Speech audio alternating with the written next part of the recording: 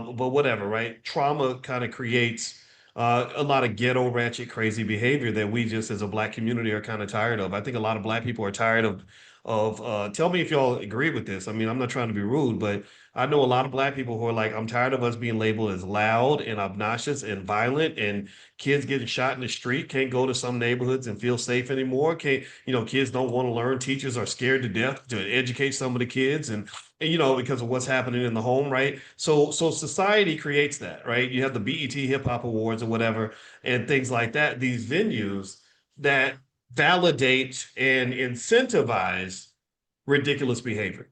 They validate and incentivize the ghetto ratchet culture. They validate and incentivize the Sha'Carri Richardsons to say, "You go, girl. Don't you let nobody tell you nothing. You keep being you." So my belief, honestly, is that society in two levels plays a role here. Number one, in the creation of all the trauma that makes Sha'Carri easily triggered, but then number two, enabling enabling behavior that that most of us consider to be unacceptable. And tell me if y'all, if anybody in the room understands where I'm coming from on this. I'm not trying to look down on nobody or disrespect anybody, but when Sha'Carri had her first little incident, and I said, when remember she got smoked by the Jamaicans back in 2021 and was cussing on NBC, and I said, this girl's gonna lose millions of dollars because of this. She's going to lose lots of opportunities because of she's going to need to keep her cool and learn how to not be so arrogant and be a good damn sport. Be gracious whether you win or you lose. Like, for example, the beautiful sprinter in Jamaica. What's her name?